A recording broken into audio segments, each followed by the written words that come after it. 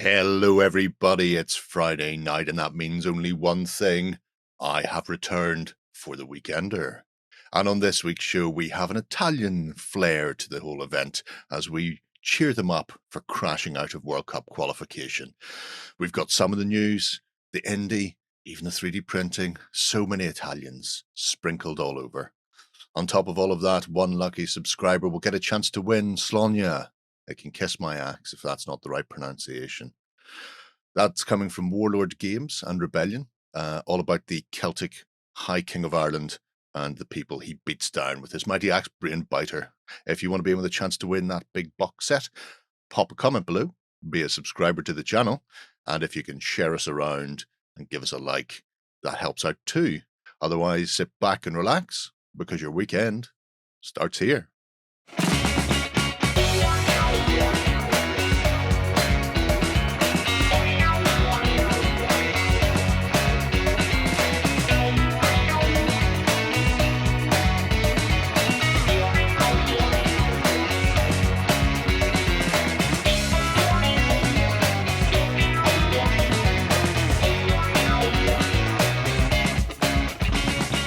All right, everybody, I'm back. Calm down. Everything's going to be plain sailing this week. I know, right? I pulled all the wires before I left. I thought I might get an extra couple of weeks off. They put it all back together, though. There's a reason we call him our tech guy, you know. It's mostly an insult, to be fair. It is mostly an insult. Who knew how true it actually was, though? That's the main thing. Yeah. Certainly not the people who were recording it last week, anyway. So, despite our enforced absence, we have returnated to bring you up to date with all the news and fun stuff that you've missed out. You'll see an unusual face at the bottom corner. Hello, unusual face. Who are you? Unusual face is Gaz from Warlord Games.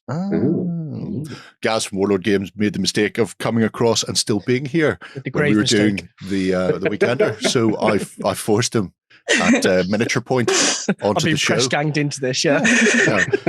He'll wake up tomorrow tied to a plough. That'll be it. He's never going home again. At least, press ganging works. What can I say? And I've obviously got Free and Ben with us, the people who actually know what's happening to keep us on point. So, before we kick into this week's show proper, we have a couple of updates. The first thing is spring has sprung. You may know that because you've probably seen snow over the past couple of days. I know we have. Literally outside my window right now. Yes. Yeah, and that's how you know it's springtime, which means Spring Clean Challenge. Yeah, so the Spring Clean Challenge launched a couple of weeks ago now, and we've seen a couple of people putting their projects and stuff in there. But for anybody who's uninitiated in the whims of the Spring Clean Hobby Challenge, the idea is that you will take old and unloved projects, or perhaps ones that have just fallen by the wayside, and you will reinvigorate them and show off what you can do with your updated paint skills many years on. There are going to be 4 £50 vouchers available to win for a couple of different categories. And then there's also going to be runner-up vouchers as well this time around, which is pretty awesome. So even if you don't get the grand prize, you're still going to get something, which is pretty cool. Big money, big prizes. Yes. I love it. The categories are broken down into best skill. So that's the person who has just effectively painted the most awesome thing or created the most awesome thing, whatever that might be. We have best tutorial. So that's someone who's put together the best guide to making something. The end product might necessarily be of the highest quality, but the actual tutorial and all the detail in it is what really matters. You then have best idea. So you might not even finish your Spring Clean Challenge. You can just do it next year. And in which case you could win the best idea. So if you've done lots of sketches and designs and all that kind of thing, that's where you could win there. There's also the Otterpups one, as we've called it now, I guess, which is anyone under the age of 16 who wants to enter can make themselves a project. They could also win themselves something awesome as well, which is really cool. As I say, there are going to be winners vouchers and then runners up. So you've got £50 vouchers and £25 vouchers there. We've already got a bunch of people putting together Spring Clean Challenge projects. You'll see there's a whole host of them that go back over the last couple of years, but everything that's been sort of updated recently has got little tags and stuff on it, which is pretty cool. And we've seen people diving back in and just playing around with things or bringing them back to life. We're hopefully going to have a little bit of a close look at this in the future weeks and that kind of thing. But you have until the end of spring to dive into this. So you've got until June sometime, which is pretty hopefully finished when it's snowing to when the sun's actually out and it's hot. Yeah. That 1 week of the year where it actually is. Yeah. Sunny or something. So, yeah. Yep, very simple to do if you're not already over on Tabletop. Come over, create a free account, go to the project system up here, and you'll see this big blue cross going add a project, and in there you can just add a project. Yep. If you're really curious as to how you go about adding a project and propagating it, I've actually done a project on how to do a project for Dark Age I'll put that Irish, below in the links, and shows how to put videos in, how to put pictures in, how to move stuff around, because you can keep editing after the fact. So yeah, if you fancy trying to get your hand on some vouchers for the OnTableTop store, it's worth doing, especially if you're one of the younger members on the site. I think last year we only had a couple of entries. We had two and they last both year. got prizes. Because we couldn't take away from the kids. So. Yeah. No, that was it. With only having two, it was like, well, you're both getting a prize. Then that's how this game is played. The interesting thing is that a couple of weeks ago, I sort of laid down the challenge. So I've challenged Free to finish her Fell Beast for her Nazgul, and John challenged Justin to bring out his Space Marine army and paint that. So. Ben, I've got one for you. Oh, what? I thought I'd escape this. You already threw me under the bus, so maybe it might be worth painting some burrows and badges. Maybe a bishop of some kind that might be a badger. I have one. There we go. I'll paint that. There you go. One. Is that from your Kickstarter? That's from my Kickstarter that I haven't painted from last 2 years ago, something like that. Nice. It's good. Have you anything languishing in the pit back home, Gaz, that needs to be tidied up or finished off? Funny you say that. Where to begin? I have a copious amount of models that need to be finished off, and I will be entering this. Just let you know, I've got a strong feeling I may have 50% chance at one of the categories. So I will,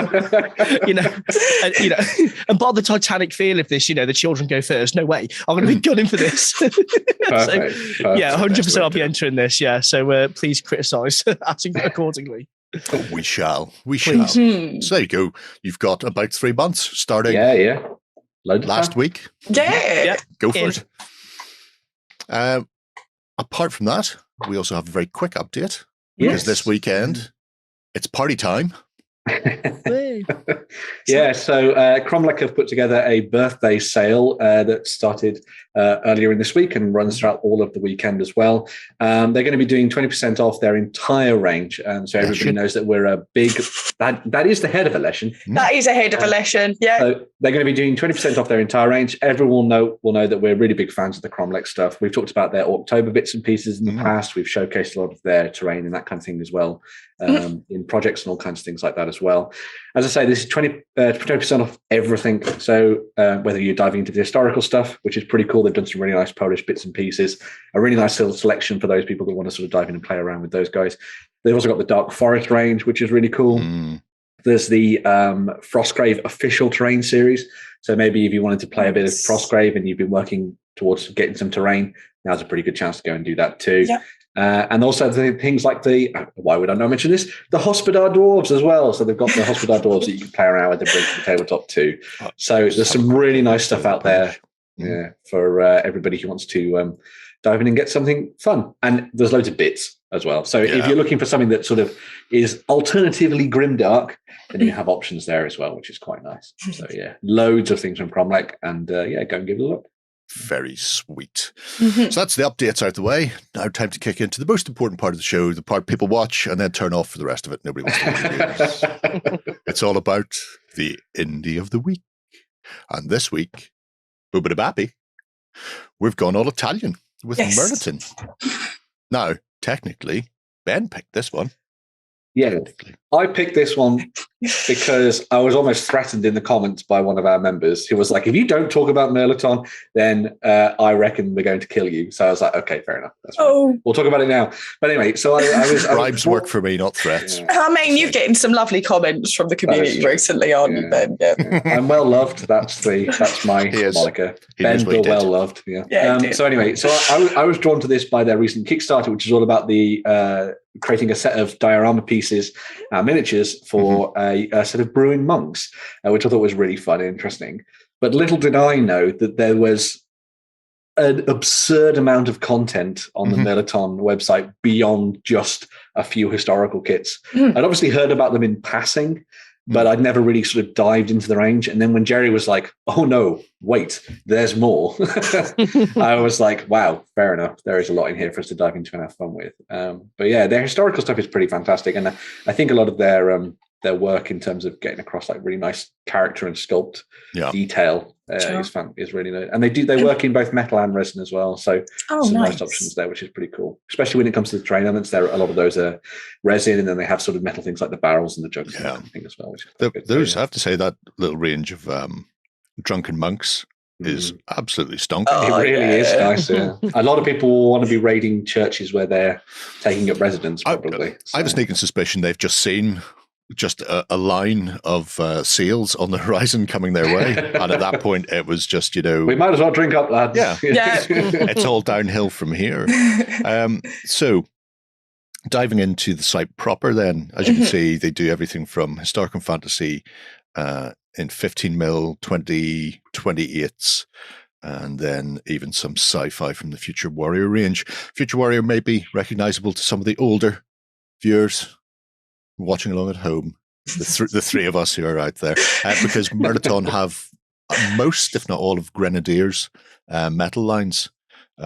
So they have stuff essentially going back to the 80s. The original D&D line was done by Grenadier, which is now held by Mirliton. Nice. So when we get into those, you'll probably, in fact, there's a few that people will recognize even if they're not aware of Grenadier as a company, because pop culture is a thing these days. But obviously massive pictures, just like Lloyd loves. But I love things like the NBC suits.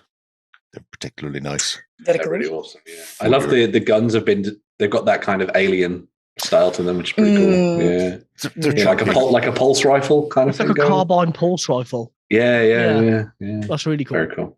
And the underslung sort of element to it as well. I got the grenade launchers and stuff, which is cool. I've got an underslung elephant.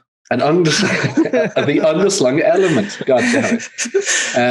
The thing is, last week we were talking about Warzone stuff and the kind of old sculpts and things that Prince August were doing. Yeah.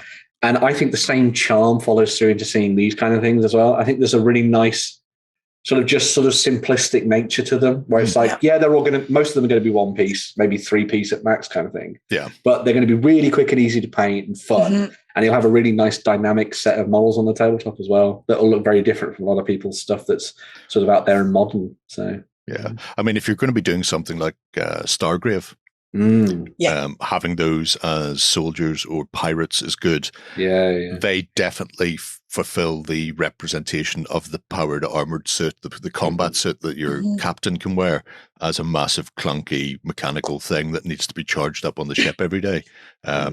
You'll know what your opponent is fielding if one of those is stomping across the table. Also, if they're still made in lead, you'll feel it as well. Yeah. Which has to be said, is always good. They're small. They are so small. If it's any help, I've got one in a figure case upstairs. Of course you have. Don't have him. Oh, that's great. These are very nice.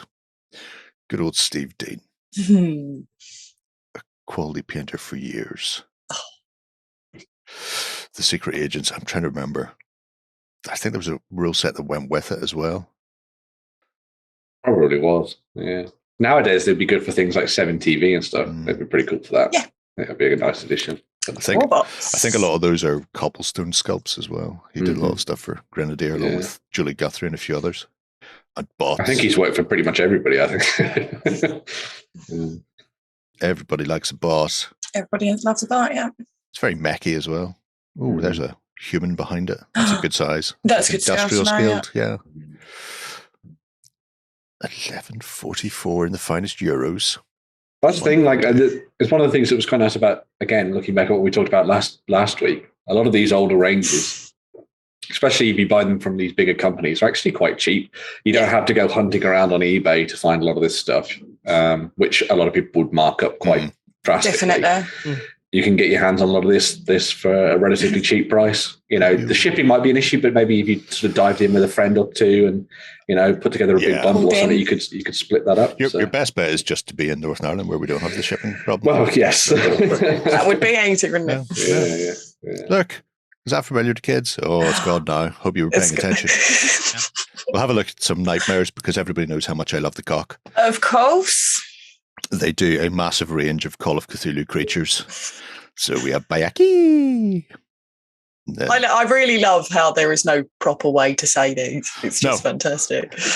Lovecraft was very, in his letters, it was like a human mouth should not be able to form the shapes to actually get the syllables out. So any way you say Cthulhu or Nyarlathotep or whatever you want is the correct way of doing it. Don't let anybody tell you. Yeah, and people are just wrong. That is indeed a hunting horror.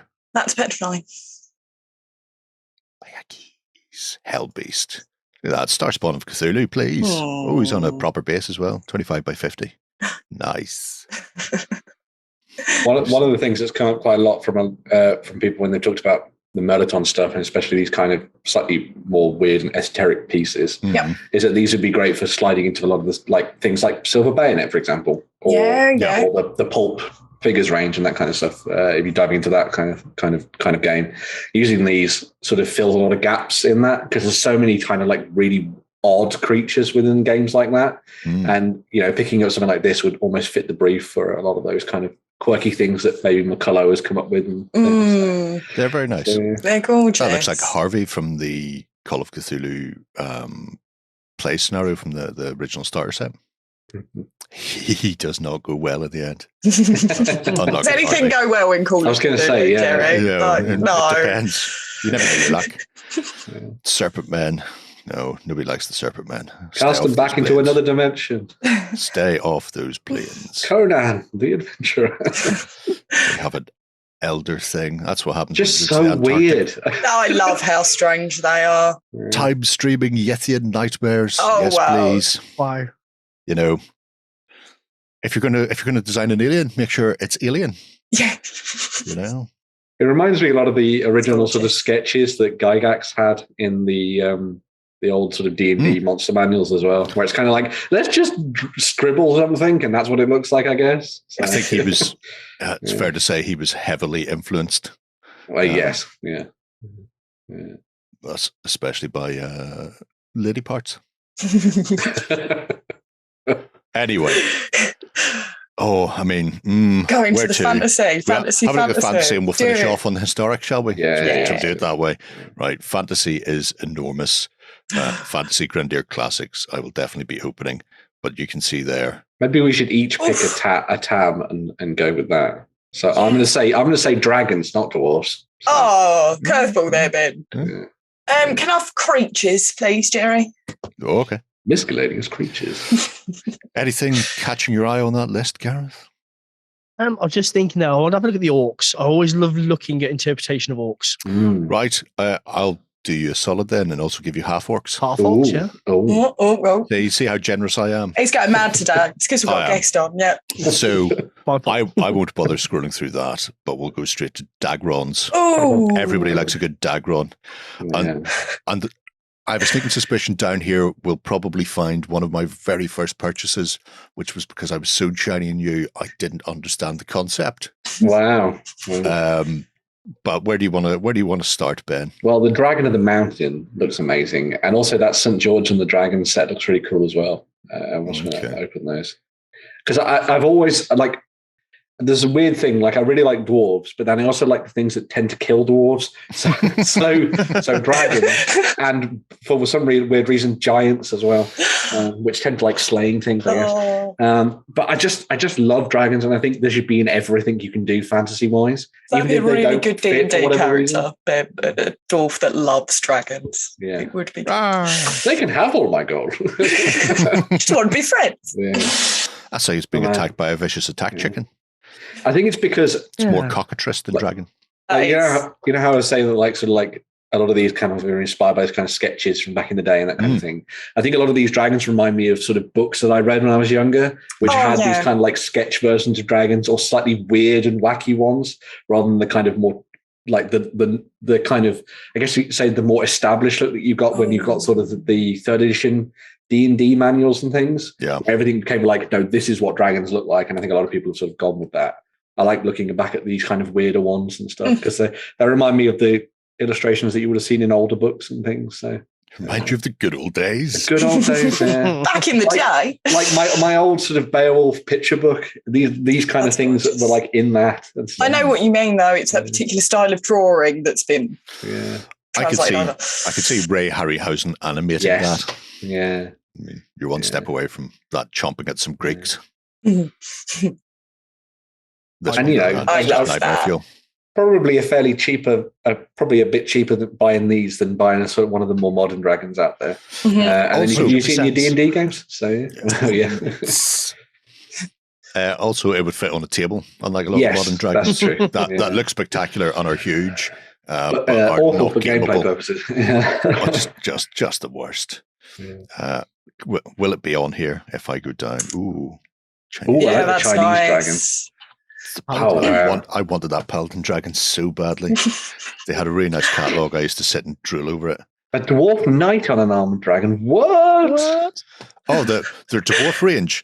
See this idea of dwarves mounted on bears and stuff. It started in 85 or 86 with Grenadier. They've got a whole range of them. You should see the Mountain Shaker cannon. It's like 50 pounds. It's just like a lead barrel about this big with like a whole team of dwarves. Where, oh my god, that was amazing. Anyway. We'll have a look at your dwarf knight, shall we? Okay, right. You've persuaded me. Look, he's got armor on his back. I know. How did he get that armor on him? Was he patient when he was putting? I imagine so. I imagine that's been raised. Yeah. Raised from young to be his mount. And then you two can set fire to your opponent, which is always good. And then the human version. Oh, nice. Not as nice. He's very tall. He'd hit his head going through doors and stuff. That would have to be made unnecessarily high. Ben, isn't that right? Yes. Unnecessarily high. Yeah. Unnecessarily high. Yeah. But no, those are awesome. Those are fantastic. I really like those. I just need to have a look on page 2 to see if the thing... So you can find your dragon. It might not be here. It might be in creatures, you see. Okay. No. There was a listing and there was a picture for Dwarf Hydra. And because I collected dwarves as my very first army back in the 80s when I was a kid, I went, Dwarf Hydra. But what I meant was it was a Dwarf Hydra. Dwarfed. It was tiny. Oh, right. It wasn't actually a Hydra for dwarves. I was like, I don't know what's going on. Words fail me. You mean fantasy races can also be words in other languages? That's like everyone's story when they first started their army and they bought a whole bunch of different things, and then someone in the Games Workshop store went, "No, you can't use that in this." And you're like, "Oh, okay." Well, thankfully, Games Workshop didn't exist in Ireland for about a decade after I started. So where I played was with friends and at the local stores convention. Sing out if you want any of these patched. Can I? Owlbeast. The XLBS mascot. Only missing Sean Connery on his back. Oh man, look at it in its magnificence. That is different. He's an angry looking one. If I was a modern teenager, I would say very old school looking. It looks like that owlbear is flossing. I hate you so much. Can I look at that manticore, please? Because the beard is too glorious to not look at. He's a bit Sphinx-like. He's enigmatic in that respect. He looks hauntingly familiar as well. I know. I feel like I've met him. Don't know why that is. Before. I am rarely caught prowling around with wings like that. Oh. Yet he does seem to have quite an interesting pose going on there. On guard almost. Yeah. He's kind of like bent in on himself a little bit. Yeah. Fencing. Some are a sign of the like times. A fist bump. Yeah. Oh yeah. It could be a fist bump. Yeah. That would be an unusual thing. Yeah. Have you fist bump with a Yeti? Well.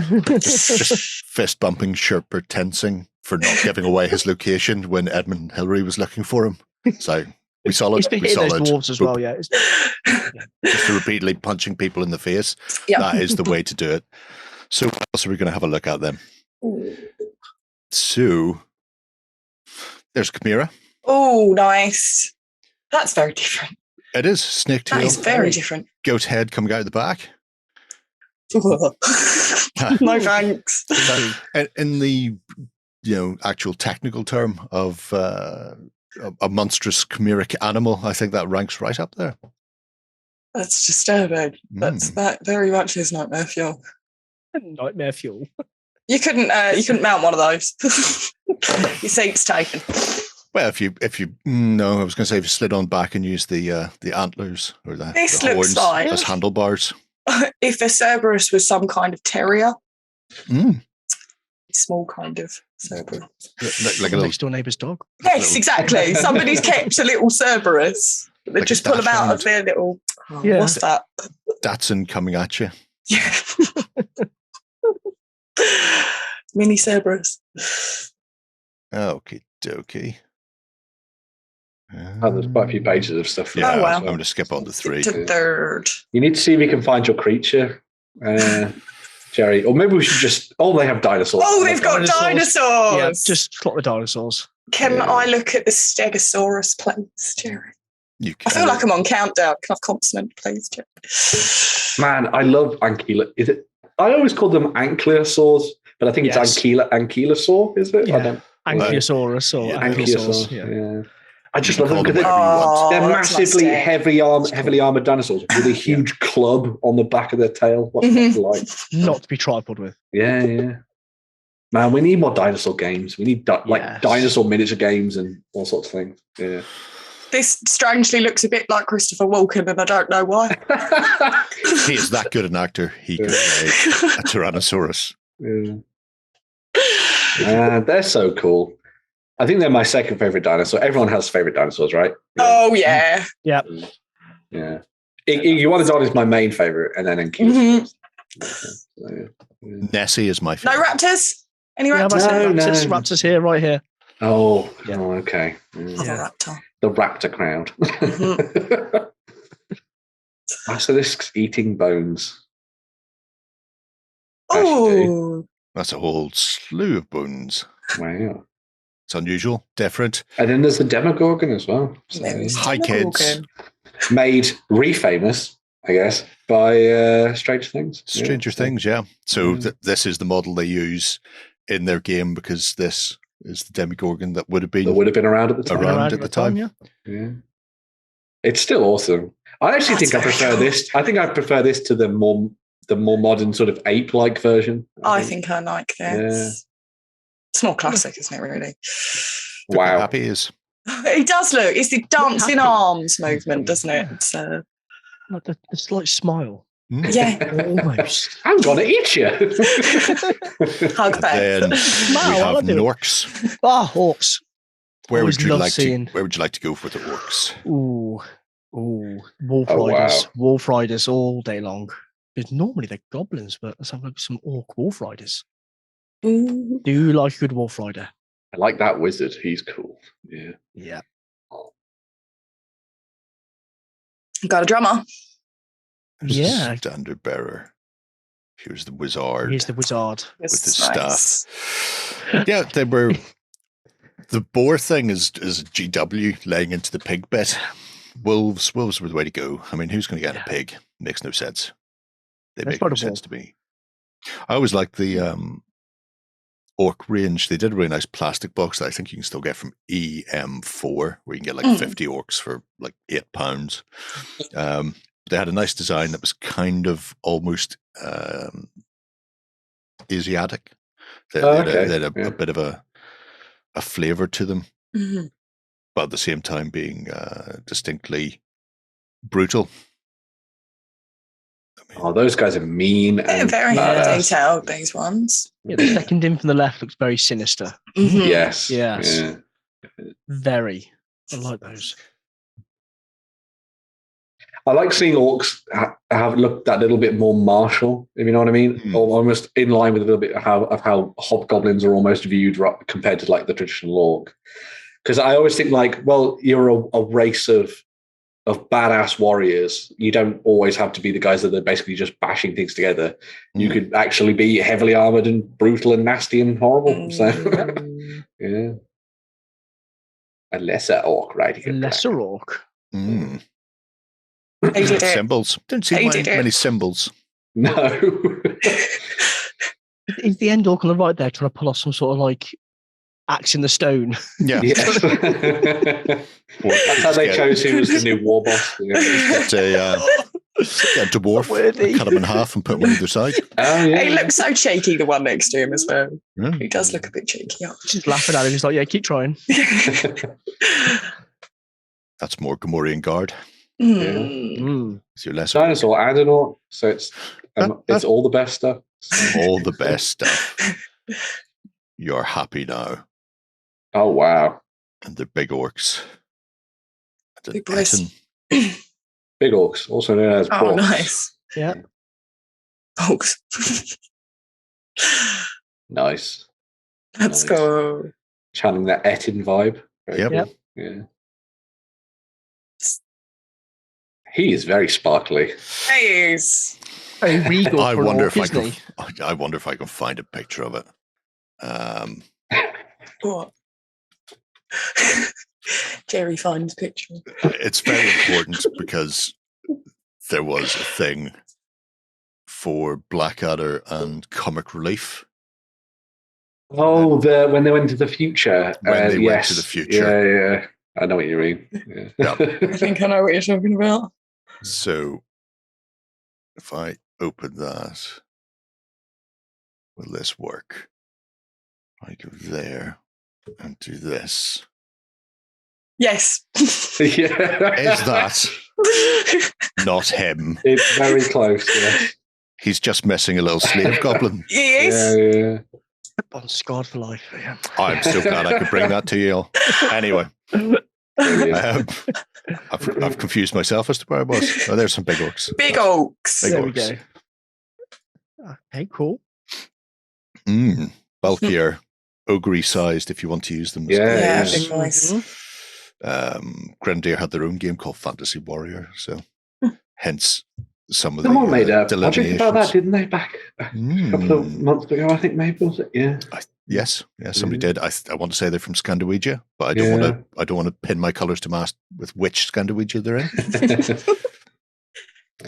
If we have a look at the half orcs, Yeah. The thing that's nice about these, though, is it kind of like you pick up on maybe a set of these or a couple of different sets, and then you use these alongside like a whole bunch of plastic models that you've got lying around, and suddenly you've got notable figures that you can put into like role playing games if you're playing them incorrectly or correctly, Jerry. correct. So you can throw them into your games and use them as sort of like leaders for different units and that kind of thing. Standout models, yeah. Yeah. Just the ones you put on the corner of the block Yes. to catch the eye. Yeah, completely. Do you like these half orcs? Yeah, they're really good.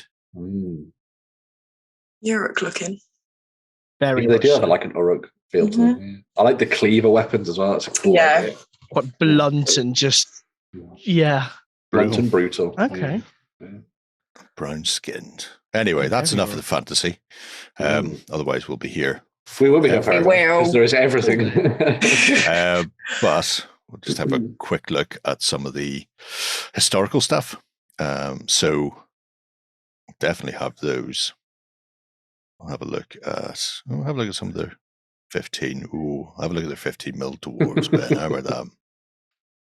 And then Certainly not going to say no, are you? Let's crack out the medieval as well, because a lot of people are playing medieval at the moment. So okay, yeah, let's do that. So bear in mind these are 15 mil individually based, and some people will multi-base or like strip basing, but with a scale 15s, I much prefer the individual stuff. If you want to do your Italian wars, break out the pikemen. Pikemen. If you like the poses, so they're just kind of poised, ready to receive a charge or move into formation. And I do like those poses. They're pretty cool. It's one of the things I've always liked about if you're setting up a regiment or anything in like a big fantasy game, I always like it to look like the troops aren't just walking towards the battlefield. I like seeing them actually in the midst of fighting or something. Yeah. So having them ready to receive a charge is a really cool idea. Just like, that's really good. Got that, but then you've also got your back rankers. Yeah. Very We're going cool. trying to lift their spikes. It's like the hedgehog, isn't it? They're coming up. That was it. Down and further down. Yeah. Apparently, it deflected missile shots, crossbow and arrow shots. Oh, I guess so. Yeah. Because you'd have like a hedge of spikes raised in the air. Yep. Yeah. That's it would why certainly they did help. that. Yeah. Can't hurt. And if you're in the middle of a pipe block, you probably don't want arrows landing on your head. More than likely not, no. Yeah. There's a really nice bombard as well. That's cool. Bombards. Well, welcome back. I've never heard anyone talk lovingly about a bombard before. It's a brutal thing. Yeah. Now, these are obviously the 15mm versions. Mm-hmm. So contain yourself, but there are 28mm versions of these guys as well, Ben. So, Dwarves on bears. Dwarves on bears. Bear calf. And they look exactly the same. And if you notice the helmet design, which is like a conical-esque helm, if you go have a look at what Mark Copplestone has done for his own fantasy small-scale it matches up range, they are sculpted exactly the same way. I think his current range is 10, though. Yes. Yeah. If you wanted to paint things different, Ben, you could have dwarves on a Kadibara army. Oh my God! You could get away with that.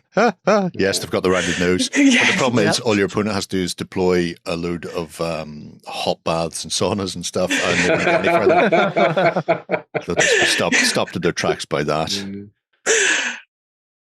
That's a nice little selection as well. Yeah. Look, a command group for you. Look at the little cannon. That's very nice. Oh, it's dinky. It's not as good as the Mountain Shaker, you're saying. And ideally, I mean, the Mountain Shaker should have been a 15mm sculpt because it was massive at 28. You could kill someone with it. I imagine people have. We looked at an evil dwarf cannon coming out of a monster's bottom last week. So we did. I'm aware of the sculpt. It was explosive. Look, dwarf wizards. The weird things you find on Kickstarter. So, yeah. All right, was it on Kickstarter? Oh, yeah, it was. It was. I think it might have been a previous indie where they had that, and if not, then it was from the old school miniatures range, so it might have slipped over into that collection. So, yeah. And then, but yeah, those are really awesome. Yeah, very cool. Oh, check out some of the larger pieces. Oh, pony. If you want to fight in and around Italy, just get a statue of David to put on the tabletop. That's a hefty price, but if anybody's seen the statue of David, they'll know it's enormous.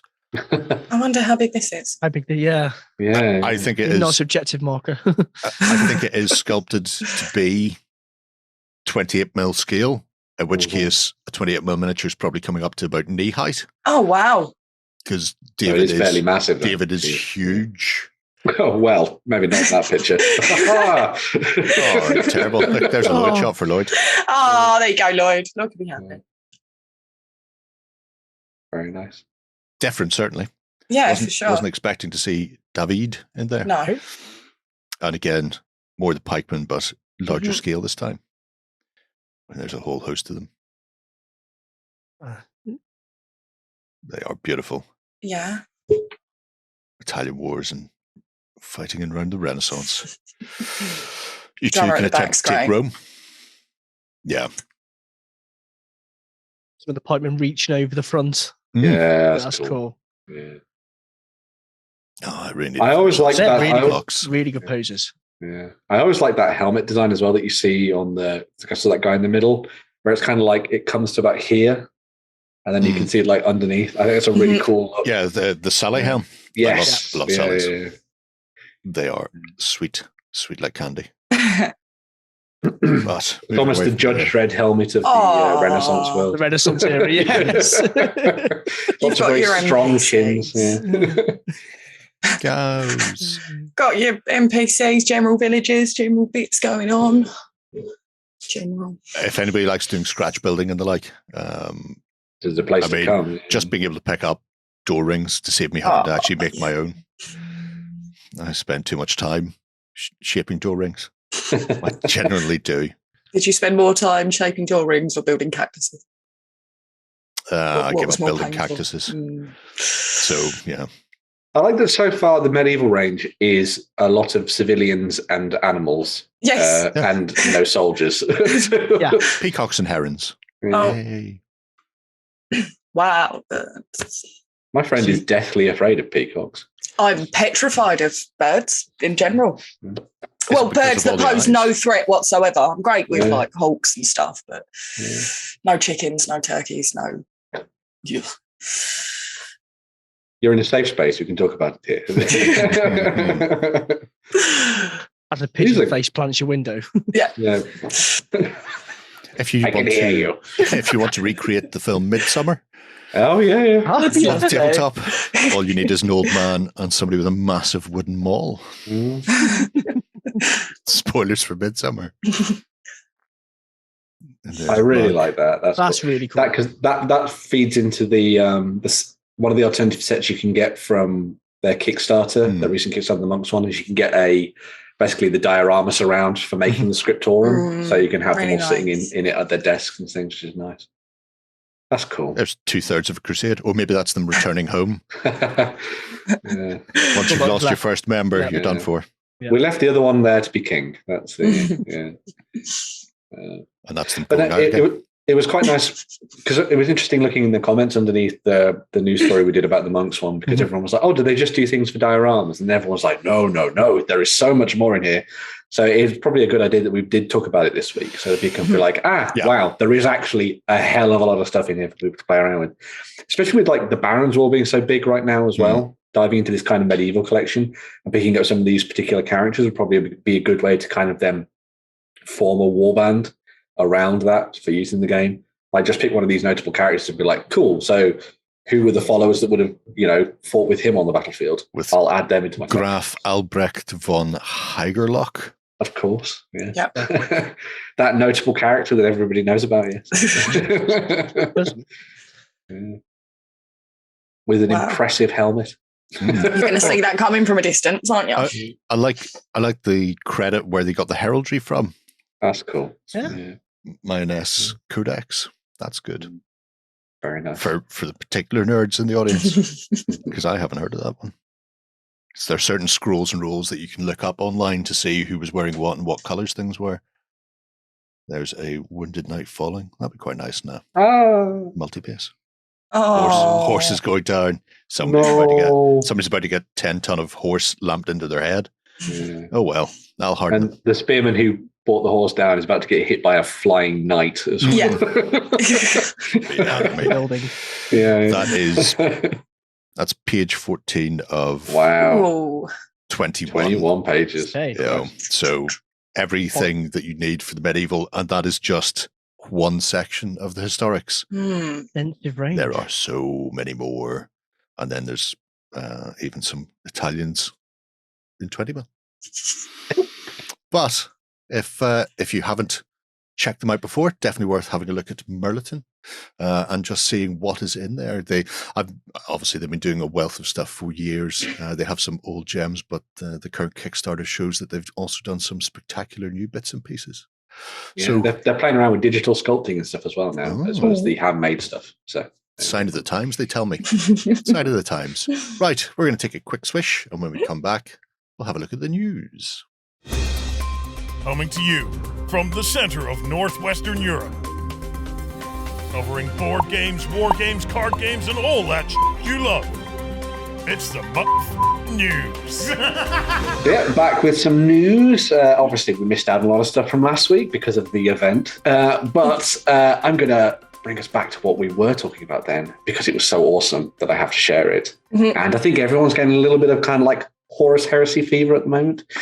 So if people did not see it during the previews that were held last week by Games Workshop, there was a new trailer that was released for the, Warhammer, the Horus Heresy, which is going to be the new edition of the game that is coming out very, very soon. We've got a pretty badass look at, and I called him a baden last week, but it's obviously not. It's Horus. Kicking ass and taking names on the battlefield. And this also gave us a little bit of a slice of life of what's happening throughout all of the Horus Heresy. So you've got Space Marines versus Space Marines, you've got Loyalists versus Traitors, you've got Titans, you've got tanks, you've got worldwide destruction, you've got everything, all set on blasted worlds and horrible, horrible battlefields. This was a pretty, I got to say, I was pretty taken, my breath was taken away by the trailer. I thought it was very, very cool. And as someone else had said, I think it was like, you'd be mistaken for thinking this was a new video game. Yeah. But no, this is what people do for miniatures games now. They How can you keep up with these? Trailers. Exactly. Yeah. It's pretty insane. I think this kind of gives people a little bit of a vibe of what they're going to be getting when they dive into this. Because obviously a lot of people will be like, that Horus Heresy thing, I know that exists. That's a Forge World thing. Well, not for too long. There's going to be some options for people to might pick up some things in plastic very, very soon. As well as the awesome looks at the cinematic trailer, we also got to look at some of the miniatures as well. So we actually got our first sort of like sneaky peeky Atabeaky, where we got the new sort of Mark 6 Beaky Space Marine. I do like that. Was their name that was given to them by the orcs and stuff. So you've got a slightly sort of updated version of this sculpt. A lot of people have been talking about the height of the miniature. It looks a little bit more true scale, I'd say, to the slightly more heroic Firstborn that we've seen in the past, which is quite interesting, which a lot of people has also said works interestingly with some of the sort of celebratory, I think it was the Fafnir Ram miniature that's come out recently. A lot of people said that's very kind of like true rather than that sort of more traditional style of Space Marine that we've seen before, but pretty cool stuff there as well anyway. Done in the Sons of Horus paint scheme there. We also got to look at one of the Praetor miniatures as well. You will have also seen him in the trailer. So the Praetor there comes with either the sort of rebreather strapped around his mask, strapped around his face, because it is a mask, or you'll probably be able to get yourself a helmeted version of him as well, because we saw one in the trailer, so it'd be neat to see that kind of like translated over into the miniatures too. Very interesting and esoteric and strange and eldritch armor, which I think is really cool. I love all these kind of like bits and pieces that you get bolted onto stuff in the Horus Heresy. I think it allows you to make some really interesting Space Marines. That's one of the things that's quite nice about this period as well, is that you get to kind of mix together a whole bunch of sort of armor marks quite a lot.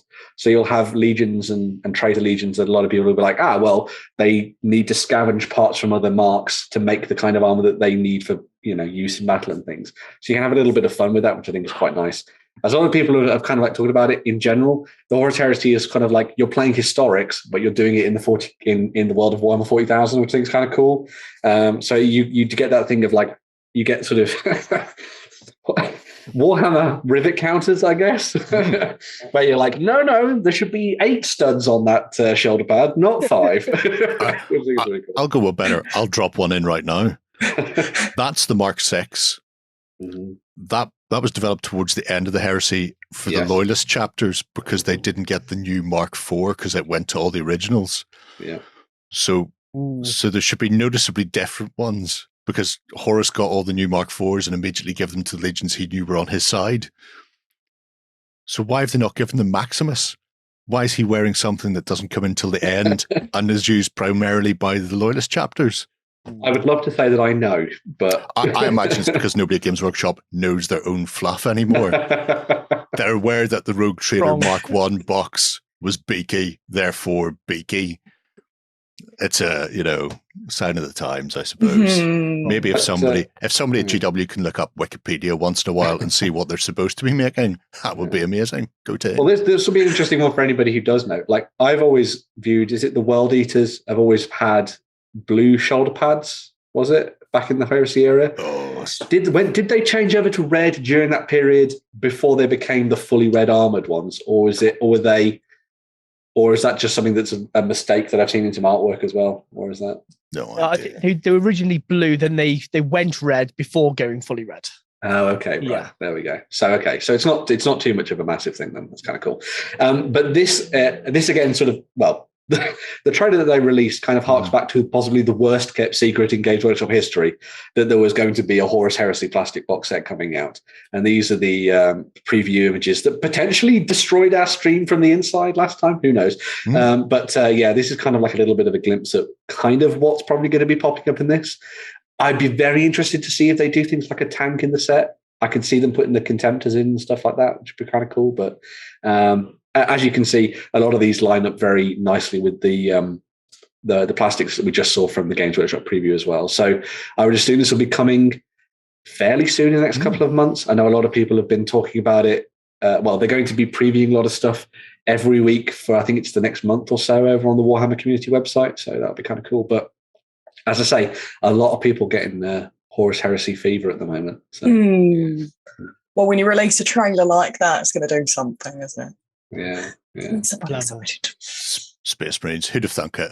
Who'd have thunk they'd be so popular? Who knew? I know, right? The thing that's been quite interesting for me has been seeing what people have been talking about when it comes to like how they'd approach the game. Because a lot of people have previous to this, we had the Betrayed at Cal set that came out, and then there was Burning of Prospero, and both of those came with a whole bunch of plastic sets as well, and plastic characters that you could use in your games.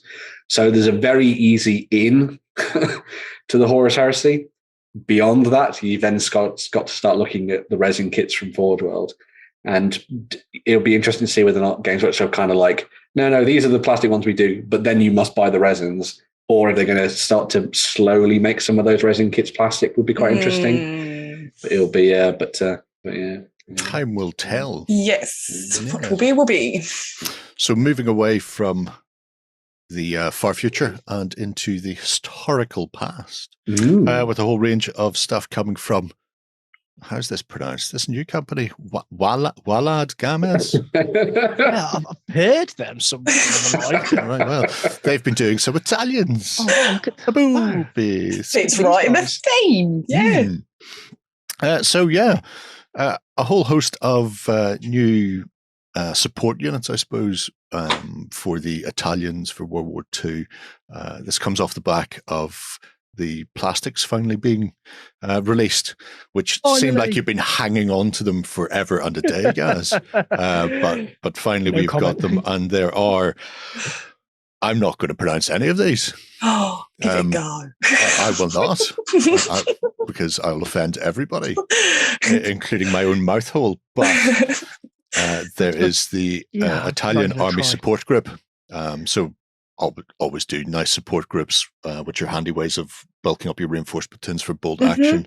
So we've got officers, light machine gun, mortar, and even a radio operator and medic. So you can sort your command, and the frippery around the outside. So should be able to build an Italian army very, very quickly and quite cheaply using the mixture of plastics and then just adding in the accessories. But these aren't the ones that you're really keen on, Gaz, is it? No, it is it's these guys. Let's try and pronounce that. Gustatorari? Sure. Yeah, I think that sounds good. Yeah. Gustatorari. Yeah. Okay, that was better than me. Maybe. These guys are, in game, bar the sculpt. I love the flamethrower sculpts on these. They are fantastic. But it's the fact they can take 2 flamethrowers in a squad. Wow, unheard of. That's phenomenal. With demolition charges, Bangalores, as you can see modeled there. They are, we'll see a lot of these cropping up in games, 100%. Oh, yeah. No, the idea to be double filth with 2 flamethrowers. It's like Head and Shoulders. Take 2 flamethrowers into your reinforced platoon. I mean, yes, I do. 1 embedded in a squad is bad enough, but 2. Also, whoa. So I really like the engineer with the cutters for going through with the wire cutters. Wire, yeah, that's just really nice. You rarely see that. Clever, don't jump on barbed wire, just cut through it. It was posed very, very nicely in the promo shots I saw on the community website. It was very cool. Yeah. Set up in some really neat little. But the thing that's I quite like about these sets is that it kind of reinforces the Italians as a range for bolt action, and I kind of feel like the Italians get a little bit of a bad rap. Like in World War II, everyone kind of sees them as almost like the whipping boy. But it's like, I was like, oh, you picked Italians. Oh dear. But but I think it's quite nice to see a lot more of the slightly elite elements of the Italian army popping up and stuff. Because up until now, I don't think you really saw that very much. Especially with like the parachute the support group there, and then the parachute sections as well. Like you said, just reinforces the Italians as like a mainstream army within the game, which is really good. Especially, complemented by the plastics and the soft underbelly book, which has a ton of cool rules in there for the Italians, very different rules, which add a lot of flavor to the game. I've yet to actually delve into making an Italian force. I'm going to just one of their tanks, the M14, the Amaretto. I'm not even going to try and pronounce it. The Amaretto biscuit. What? Awesome. It's a tank I'd like. It's the fact that it can, it can wield 4 MMGs that can fire at 3 different units. Wow. So what you're saying is the Italians are just filth all over. Absolute dirt. I was looking at the rule book and I was like, well, hang on a minute, So definitely be looking at them a bit more closely as opposed to some of the forces I have. Do you know, are they going to be metal like the support groups have been in the past, or are you swapping over to the resin on those? There will be metal, the support groups, as far as I'm aware. Long may that last. Although with the price of metal going up all the time, it probably won't be for much who knows? longer. Nope, who knows what's going to go on in the future? I will weep into my cornflakes when metal miniatures go away. Oh, It will happen eventually. oh Yeah, no. the Italians are very interesting. Also, the fact that later on, essentially, you have 2 Italian forces kicking about in Italy. You've got the fascistes, but then you've also got the pro-monarchy who sided with the Allies. You could actually have Italian on Italian fights as well throughout the sort of the Italy campaign. So these could turn up. These could turn up on either side of the divide. Really. Yeah. Fascinating stuff. I like the look of them. Free. Tell us what dreadful news you have for us now. Dreadful. There's some cool stuff going on at Weird at the moment. So we've seen some big stuff from the other side because they've had Malifaux crossovers. We've got an expansion of keyword system in Malifaux Burns and awesome board games like Vagrant Song and Baobash. They're at our market now. But Weird are teasing what's coming next for their RPG that's set in the world of Malifaux in Through the Breach. So the first item that was announced and soon to be heading to retail this month, we've got a continuation of a well-known Penny Dreadful. So players are going to be heading back to familiar territories and they're going to conclude their Innocence story. So with this new one, Return to Innocence, although the story does conclude the upcoming installment, it is new player friendly as well, and they return back to Innocence, the town, which is now a changed environment. So players get to unravel new plots in the southernmost contract town of Malifaux. So that is the first one. The second title that's hitting retail this year. So this is coming in June. Also part of Penny Dreadful series, the release is going to be the first stack of adventures as part of Weird's fully loaded collection. So the first one, which is this one, it's going to be hitting our shelves and will be called the Voyage Volume. So it's got 6 one-shot adventures and it can normally be found digitally on Drive4RPG. But now it's getting printed. So you've got 6 one-shots. You've got Badlands Invitational, The House That December Built, Dead Tide, Voyage to the Moon, The Logic Engine, and A Night in Hallow. So there's loads of adventures in the book. I mean, whether you're going to be shooting off to the moon, helping a racecourse driver's safety, heading into the quarantine zone, or just simply stopping a no-good curse. You can do all of the above in that. So if you enjoy a hardback book like myself as a book holder, you'll finally get access to have some new content in your physical library without having to rely heavily on digital devices. As well as that, the final announcement that was made from Weird is quite an interesting one because we see an expansion underway for Through the Breach, and there's not much information what's going on, but you can expect the Malifaux faction 10 funders to have their representation. So this is set to contain augments and one-shots, so it might be tempting a few more Malifaux players to take a new standing Through the Breach. So it's quite cool to see all of the new stuff going on with the RPG over at Weird. Yeah, it's one of those games, I keep looking at it and I keep saying every time we look at a news story going, I should start this. Yeah, same. And it's but it's one where I know there's a lot of backstory to it and I know nothing about the backstory beyond the fact it's, a bit weird, a bit steampunky, meets fantasy. Potentially the RPG might be a good way of getting up to speed on that. Yeah. I played Malifaux back when I think it was we're on 3rd edition now, is it? Yeah, So I played it back when 2nd edition launched. And I knew nothing about the lore. I just picked the model based solely on what you like. There were cowboys that set people on fire. It was amazing. And I really, really enjoyed the game mechanics. And I think a lot of the game mechanics kind of follow through, at least in the style, into Through the Breach. So you have the kind of card decks and stuff that you reveal and things, so you can manage your fate and stuff, which is kind of cool. I really like the idea of the Penny Dreadfuls, the one-shots, because you don't have to immerse yourself into a massive campaign. You can just literally see whether you like the system, play the one-shot, play through little adventures, get used to it, learn some more. So it's quite a nice tactic to take, really. Yeah. Quite cool. Yeah. Very nice. I must have a wee look. I know there's one of our community members has been doing little YouTube videos going through all the Malifaux factions and sort of giving background on those. So I've got him subbed. I must actually sit down and put them on while I'm doing a bit of painting next time and see if I can get a handle on it. Because it's something I'd fancy diving into. Yeah. I'm not just going, I'll do it for the miniatures. This is the thing. As I bought Malifaux before, played with Neverborn. Enjoy Malifaux, but like you, I'm lacking lore, I'm lacking story. So I think you're right, Jerry. I think the RPG is a good route to take to learn all of the necessaries to put two and two together. Might be what they're doing with the other side and Malifaux at the moment, tying all their worlds together. Well, that's it. They do seem to be just pulling it all in, so that it's less desperate, I suppose, if people are wanting to get into one, then it's a gateway into the other games as well, without being all sort of standoffish and standalone. So yeah, fascinating.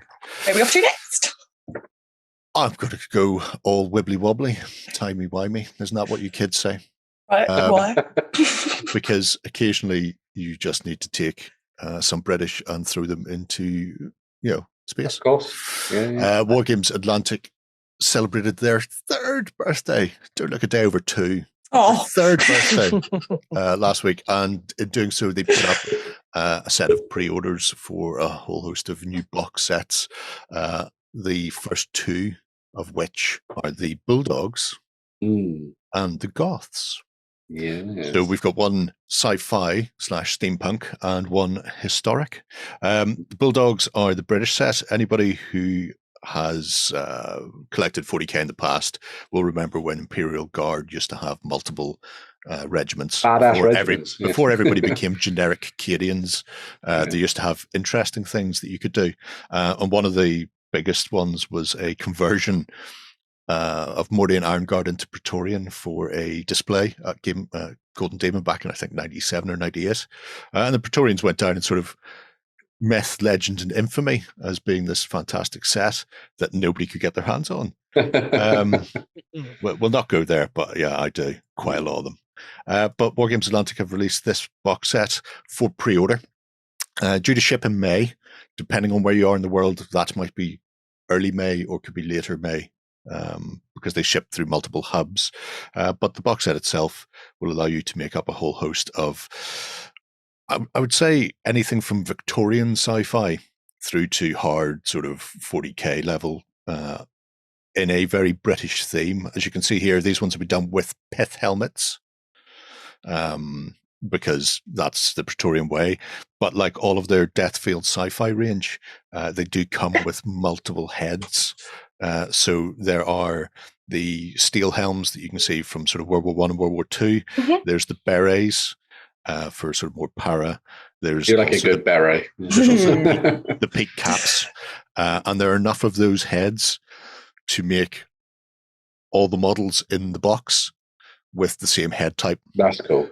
Yeah. And all of the heads also have both a gas masked and bare-faced version, so you can have all of them with pith helmets and gas masks, or all of them with peak caps if you want to run more than Iron Guard. It's a really nice set. It's also one of the first sets they've done for the Deathfields where legs and torsos are separate, so there's a lot more posability in this set than in some of the others, and that will also be interesting because it may be possible that you could mix and match with the likes of Cadians if you already have. Well, yeah, because Cadian bodies come separate from Cadian bodies and separate torsos. So interesting to see. They've got a nice look on them. I've seen some people look at them and go, "Oh, but why have you done this? Why have you done that?" Well, because they're not really British in space. That's why they're not really Praetorian Guard. They're not really Mordian Iron Guard. Yeah, they've got their own sort of punk look. Feel.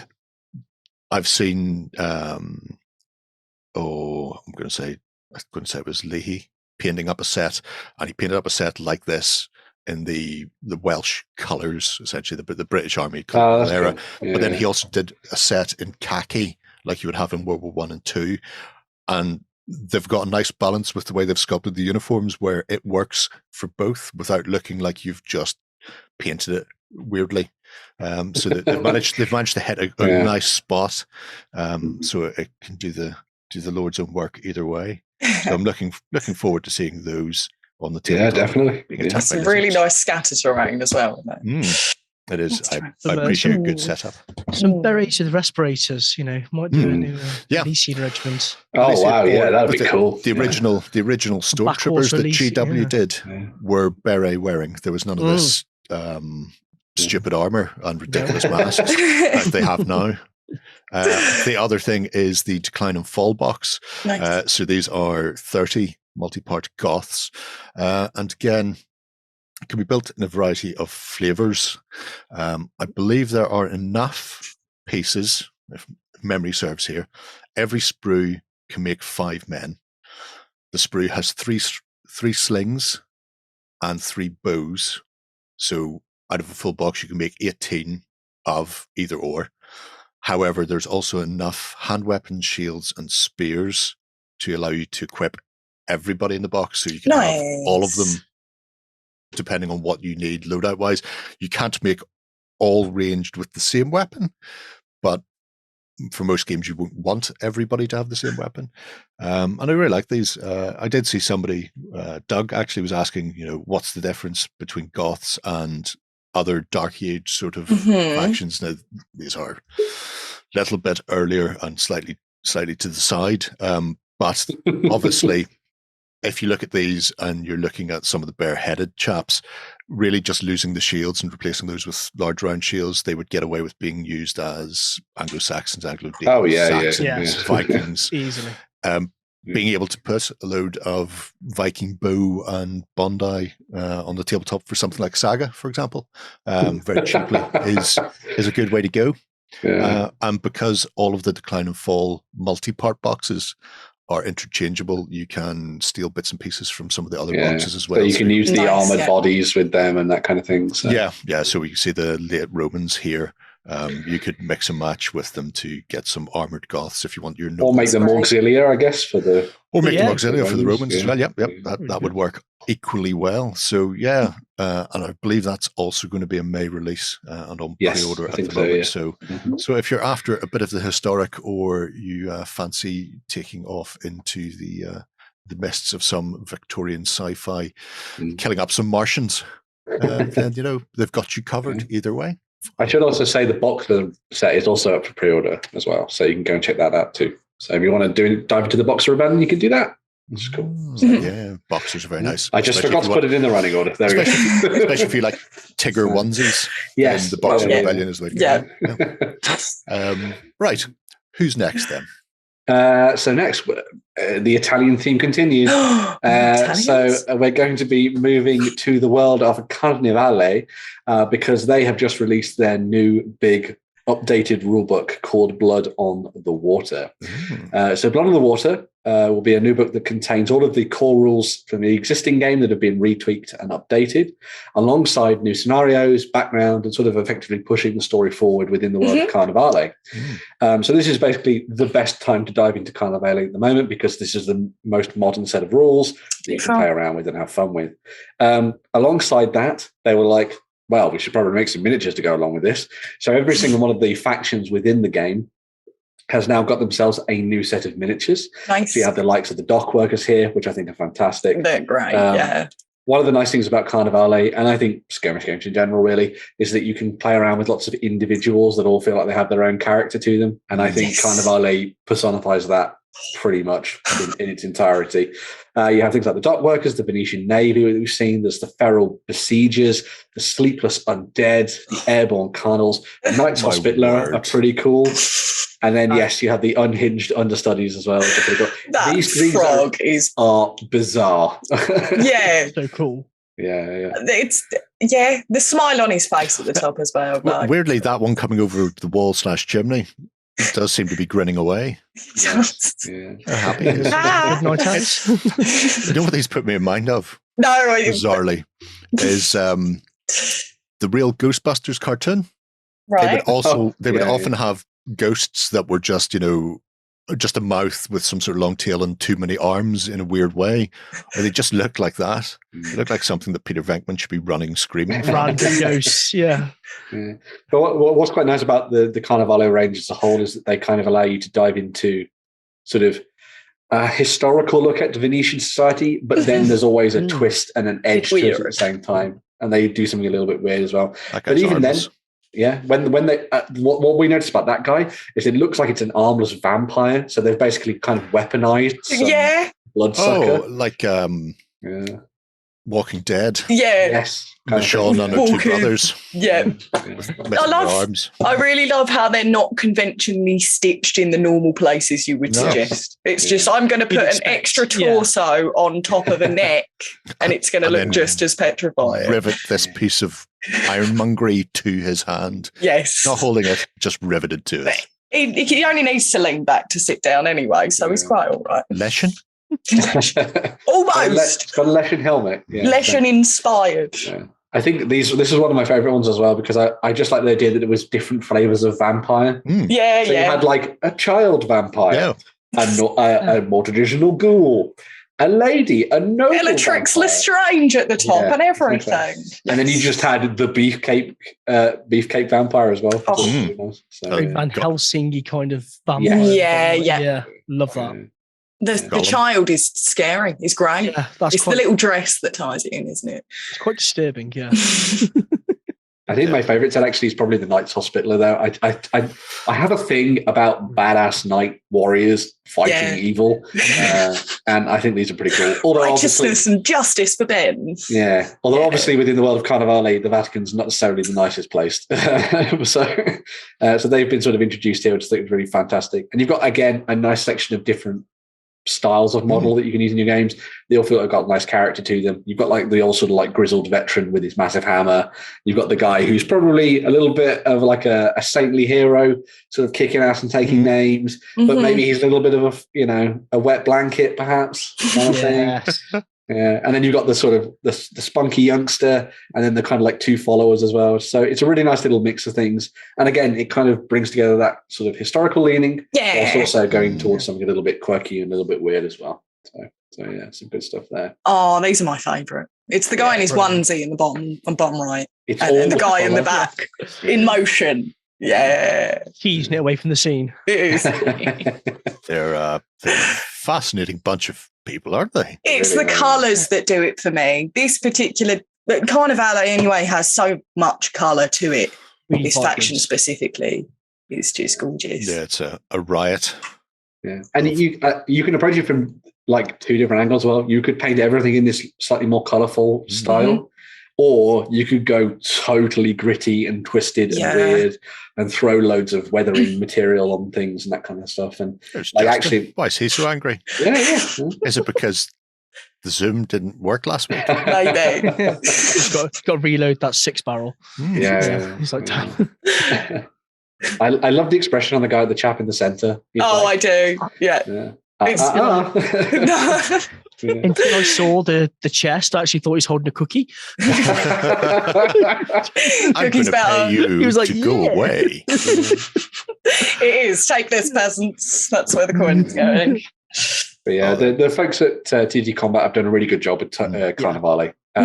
Vesperon obviously made it a fantastic game, and then TT Combat came along and basically sort of saved it from sort of falling away into obscurity, and they've done a really good job on it. And I think it's got a really nice crowd of people who play the game and enjoy it and have fun with it.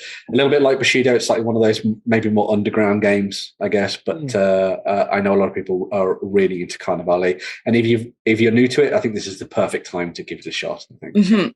So, yeah, updated rules, and new storyline, and a whole new models, host of models. It's tempting. Very. I'm not going to be tempted though. How many? Too many things.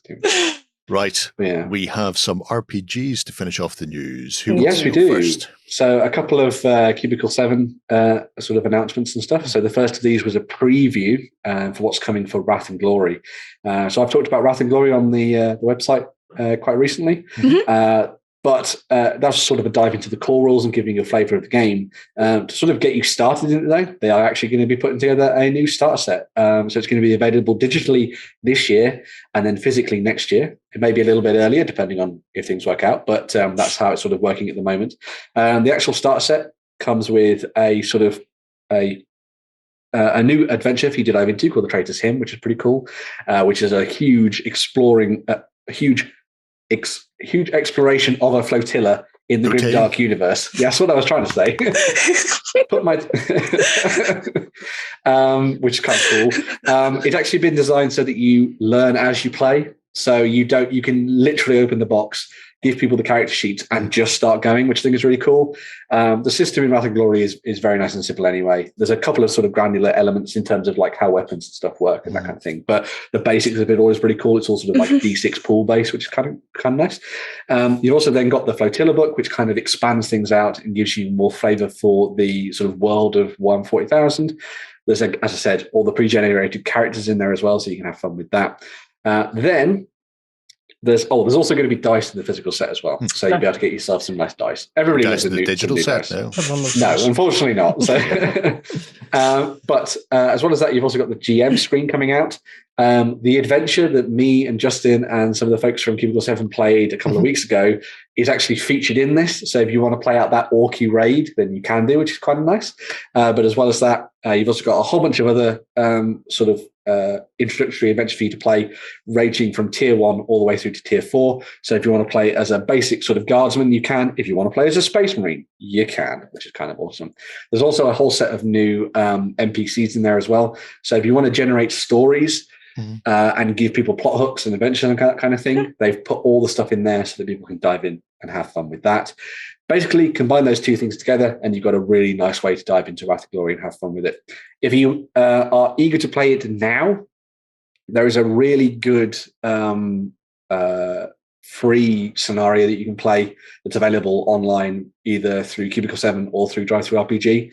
It's, as I say, totally free, and it effectively walks you through the very basics of Wrath and Glory without you having to basically have anything, really. You just have to have a set of dice, and away you go. It's really, really good fun. And then there's a whole set of additional adventures that you can pick up for free and for a sort of a smaller cost as well. So there's lots and lots of ways for you to dive into Wrath and Glory and have fun with it at the moment. But yeah, I can't wait for the starter set. I will obviously do a review of it. I've done a review of all their other starter sets, so watch out for that. So, very cool. And flipping to the other side of flip reverse, the Wampster RPG world. Yeah, staying with Cubicle 7. If you've been looking for a place to bolster up your digital library, Humble Bundle.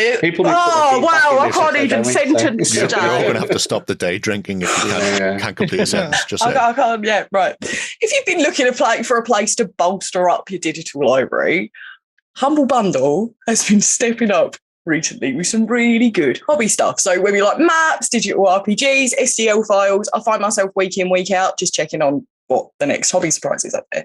So this month, Humble Bundle have teamed up with Cubicle 7 for a massive haul of digital Soulbound goodies. So if you've been interested in taking a stroll into some Warhammer Fantasy Roleplay, there is a ton you can sink your teeth into here. So the main bundle has got 24 titles involved. It costs £13.78, which if you were buying everything separately in a digital format, it will be over 150 quid. So you are saving a fair bit. There's your starter set, your bestiary, adventures, core book, GM screen, you name it. Titles like Steam and Steel, Stars and Scales, plus a digital map to immerse you fully. So if you didn't want to commit to the whole £13, you can get a 13-item bundle. I know, if you didn't want to commit, we're ready.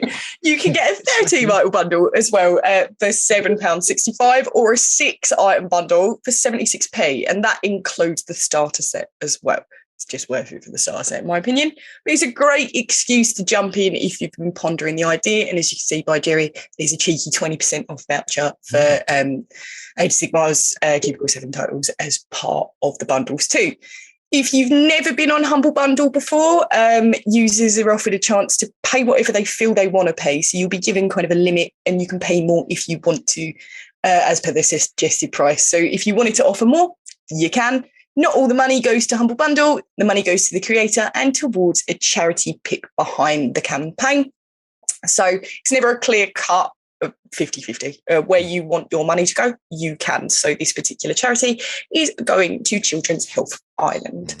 So lots of stuff on the Humble Bundle, and there is 13 days left to go on the offer. So be sure to have a gander if you are interested in Age of Sigmar. I'm also going to say, if you want to learn more about this game, we've done a Let's Play of it as well. So if you want to dive in and find out how badly I ran a priest, well, at least I ran in and then things went very badly, then go and check that out. There's also reviews and everything as well for that too. So if you're I'm fairly certain it was our walking tree that kept firing bolts through walls. That was upsetting our karmic chi on that one. I think that's probably the issue.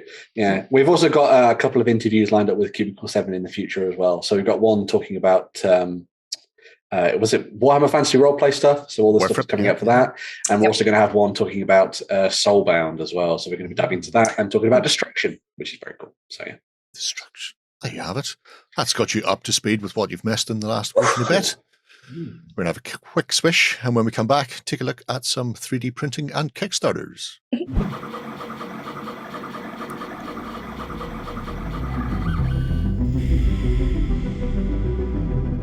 All right, folks, we are back and ready to look at some 3D printing. Stop! No, is that not the name of the segment? Oh, okay. It's not. 3D printing is the shiznit. It's a very different, I'm not down with you kids. Down with kids. Right. So this week's 3D printing is going to be Italian. Again? Boobadabappy. Whoosy. Italians have unsubscribed during this episode. Who knows? Who knows? And this is Crosslances. Ooh. Yeah. So I'm going to start on his website. Yeah. He offers services and things for people. So beyond being accessible for 3D printing in a variety of places, he does also offer sculpting, just direct sculpting. So if you're after something custom, which is something I don't see a huge amount of the 3D print sort of people that we look at doing. Normally it's here is what we have. You buy it from our Patreon, you buy it from our My Manufacturer, whatever it happens to be. So knowing that there are some out there that you can get to commission, not sure what sort of price it is going to come to, but interesting if you're after something a little bit more bespoke or unique that you're not finding anywhere.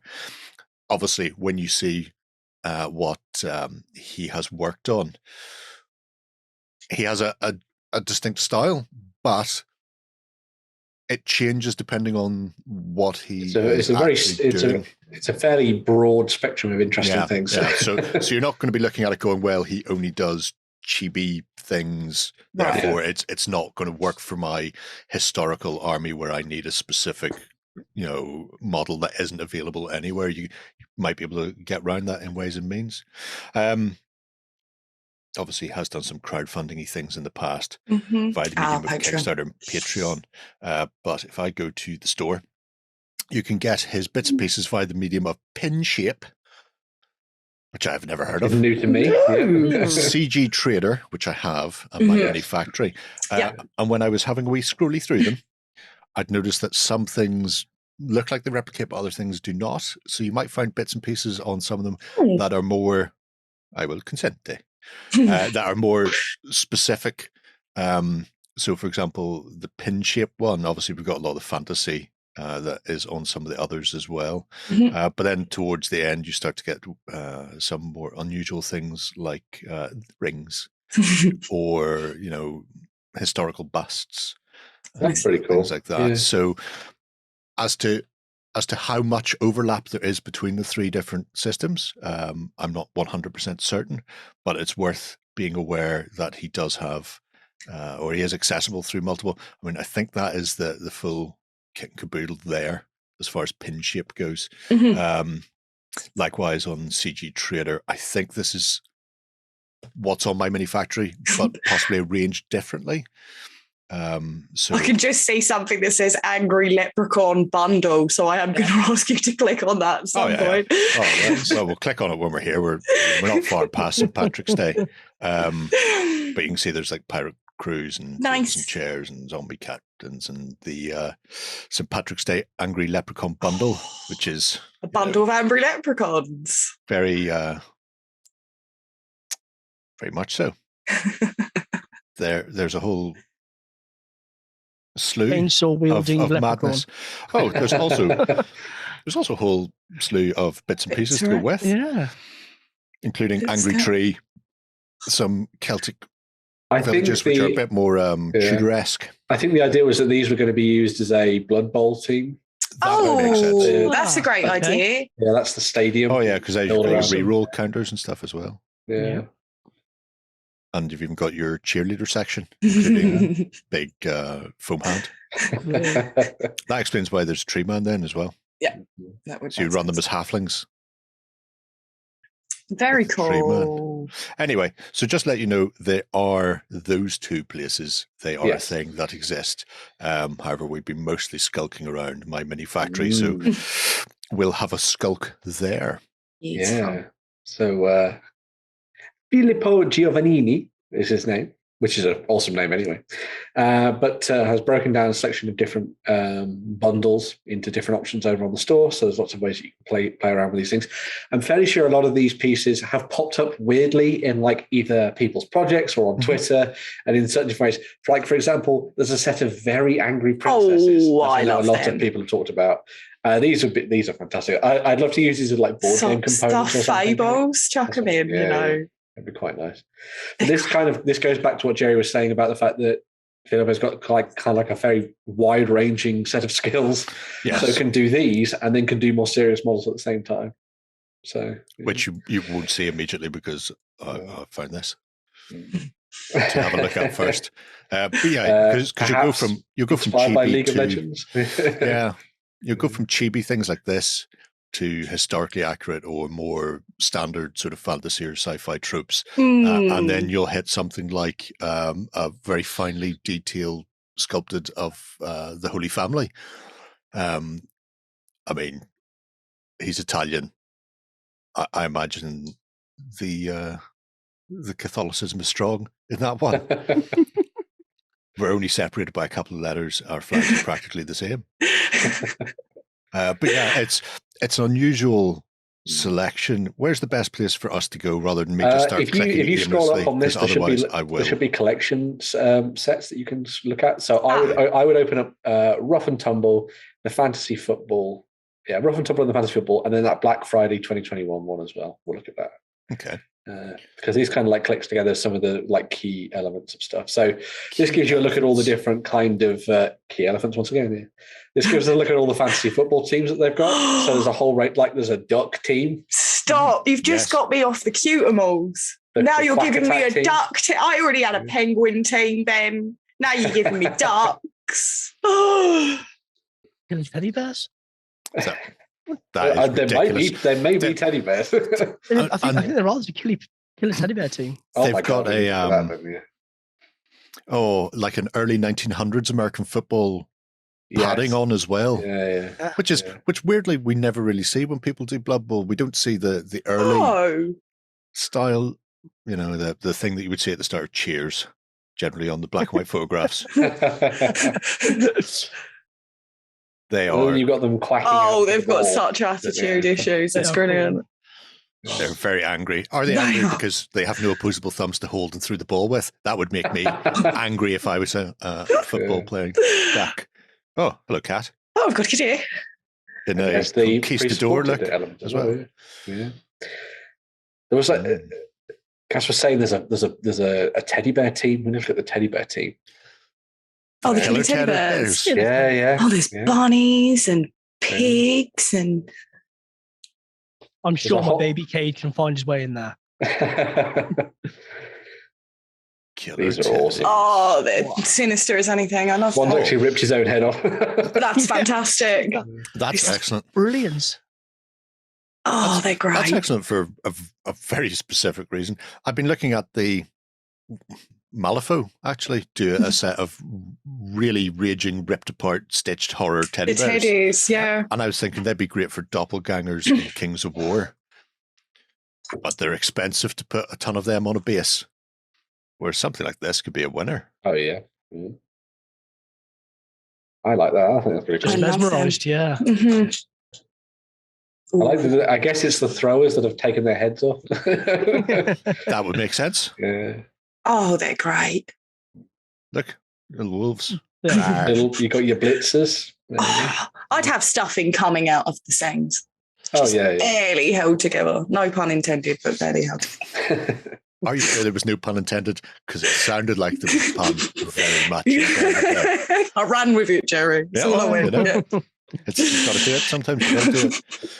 Then we've got that, and then here we have a more traditional halfling team, which when you compare that to the leprechauns, you can see there the sort of range and scope he has in his sculpting. Really nice. I like that. We'll not get bogged down in all the teams. Will be here they have a lot of them to go through. Cool. Those are really nice tree men. They are. I like that more twisted look to them. Yeah. Coming at you. Yeah.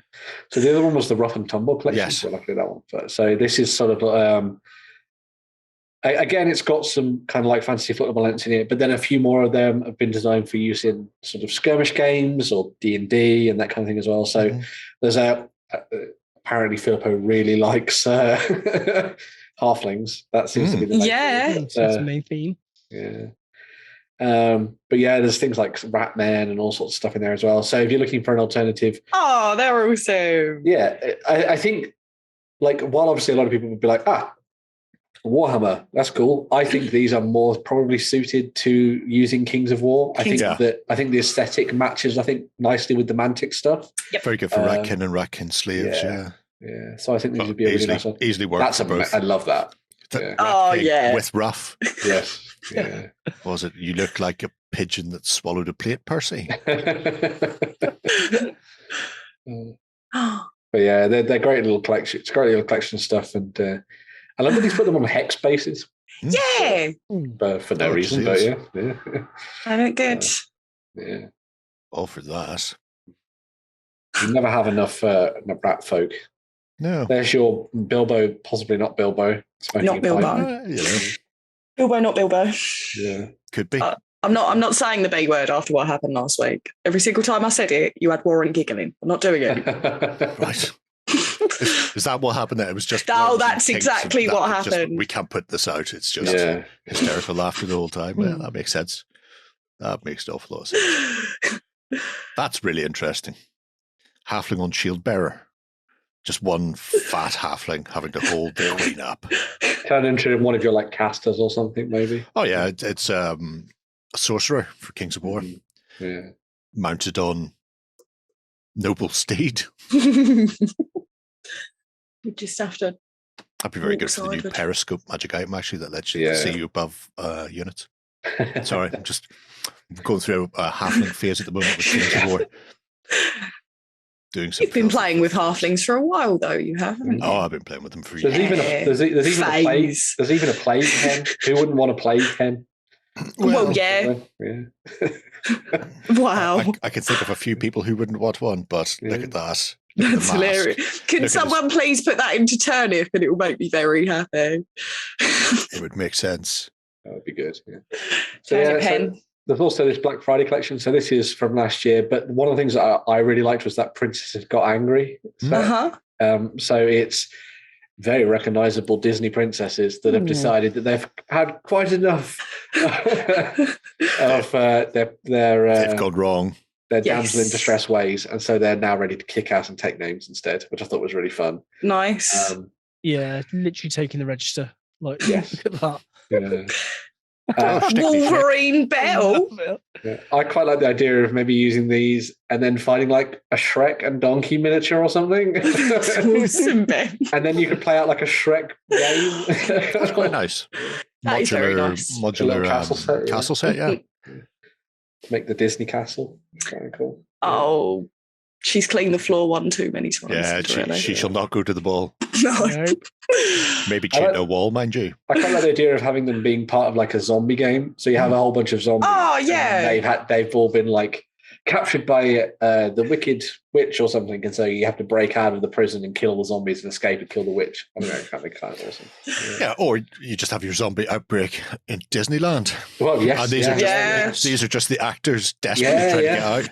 Yeah, use it for some TV or something. Yeah, or the Studio Miniatures game. Yeah, but yeah, there's a nice little section of different things from Filippo that I think offer up a vast array of different options for you to play around with. I mean, the giants they're fantastic. Wow. Again, I think these actually fit in really nicely with the Mantic style.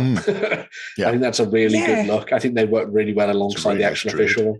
Yeah. And everyone, Parliament. a lot of people love giants. So, yeah. Good to have something big and chunky on the battlefield. Yeah. Very chunky. Is that me again?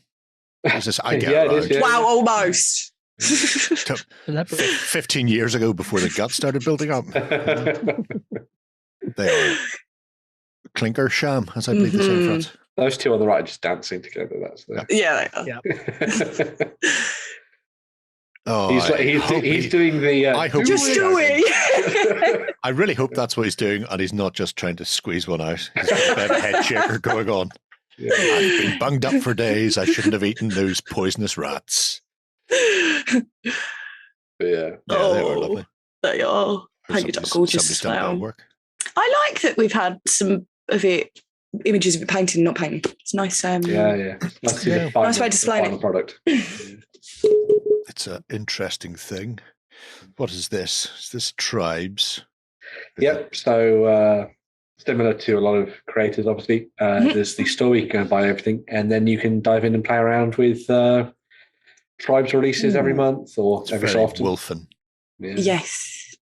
So you can get your hands on the welcome pack. There's the rights to print them and stuff like that as well, which is kind of cool. So if you want to sell them on Etsy and stuff, you can do. Pack. That's pretty awesome. Doesn't get a lot in there. You get those giants, yeah. So yeah, there's a couple of different pledge levels. As you can see, kobolds is the focus of I think sort of March and stuff, wasn't it? But there you go, sorcerers as well, which is pretty cool. Sorcerers. Yeah, so there's a nice selection of different things for you to play around with. Obviously, a little bit more on the fantasy side of things, but there's a few bits and pieces in there that you could use to go a bit pulpy and have a bit of fun on that regard as well. So yeah, he's really nice. I like him. He looks very like what's his name? Raistlin? I want to say Raistlin. Yeah. From Dragonlance. Dragonlance, yeah. Big red cloak, white hair. Yeah. Away you go. Voiced by Kiefer Sutherland in the animated movie. Don't know how you can do they didn't he? Really? Wasn't his pupils were like hourglasses. I don't know how you're going to replicate that on this miniature. But good luck at home. Fingers crossed. Let me know how that works out for you. And Wolfmen, they are screaming. Rackham, yes. Particularly at home with this. Oh. You had me at Wolfmen. Suddenly Jerry was badgering someone to print some miniatures for him. So I print them, but I only have a FDM, Jerry. That's all right. Print them for you. But I'll console myself by just opening up some of my collection and just look at the actual ones and go, and then put them away again. But they'd be really good, especially with a few places doing confrontation again at the moment, so you can get back into the rules. Yeah. Oh, funky. She's got a gun. Talking about some 7TV stuff, that would be perfect for that. Yeah. He is fancy. He's proper Irish New York cop type thing going on. He's with a broad Glaswegian accent. It's you again. It's me. I'm investigating the once more.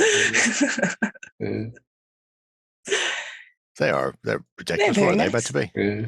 Who are you? I'm intrigued. Horror adventurers. Okay, I see that. I see all of that. Yeah. Take him into Call of Cthulhu. Yeah. If you want to play Had me at Call of Cthulhu. Interesting stuff. Very much so.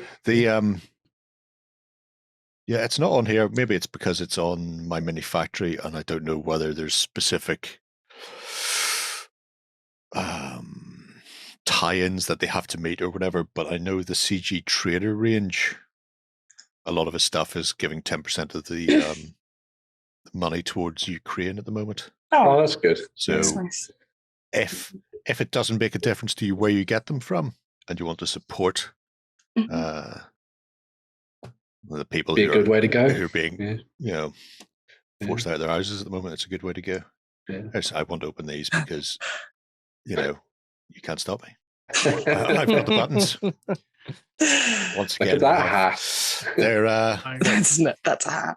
they're a bit fantasy renaissance, Hmm. City Guard-esque. I like these. That's a heck of a baton. Hello, Field Marshal. There's a man who enjoys his drum. He must be from Lisburn. Just banging a lamb bag. That's quite cute. Nice. The pool party. You could make these pretty cyberpunk, in all fairness. Look at that dwarf. Yeah. What is Shadow going running. on? Yeah. Oh yeah, very Shadowrun-esque. I could play you, but I'm having a nice time. Is that Irish cop again? Yeah. And then this was Kickstarter he did, I want to say, last year. Mm-hmm. Some Sci-Fi Train for Star Wars Legion and stuff. Yeah. Nice. Yeah, could be used for Star Wars Legion. Not sure where you got that idea from, but there's a few different sets. So there's generic sci-fi, but then there's also like a desert world. I think he calls it a Baroque world, which kind of screams Naboo. Oh, okay. Okay. And then there's also Endor-like massive tree trunks and stuff as well. So that is. I just realized the interesting objects for you is Sorry. Totska. What is that? You have me intrigued now, Jerry. It's the Nordic squirrel god that lives on Yggdrasil. Yeah. But anyway, let's not get distracted by my squirrel-like tendencies. But yeah, that is the generic set for. Obviously perfect for Legion and other sci-fi games, but he's done essentially 4. So if you want to recreate Naboo, Endor, Tatooine, they're all doable as well with what he's done. Very nice. And you can see those have been printed on an FDM. So depending on where you're coming in at, you can get them in a variety of types. So you can see they print out equally well. But yeah, fascinating stuff, including a whole castle stadium. Wow. We're not going to get to that. And the prince has been made use a mop and bucket. So, ho, turn the tables. Oh, look, it's from close that, wherever you are. How do you piss off? Piss off. Go away. There we go. Oh, that's cool. It's from the end of Mandalorian season 2. Wow. Oh, 100. Oh, do that. All of that, please. I think it's 54 mil as well. Ooh. Oh, I don't care. Yeah. That's awesome. That's very nice. That is cool. Yeah. Gorgeous diorama we can get out of that. Because I never got the night models look in 54. Got other night models in 54, but I don't look. That's really nice. Oh, I think he's even swapped out the lightsaber for acrylic rod. Nice. It's that way. Which there we go. Yeah. Anyway, right. Yes. So, crossing lances from. Do you want to give it a go again? Filippo Giovannini. Nice one, Ben. There we go. Yeah.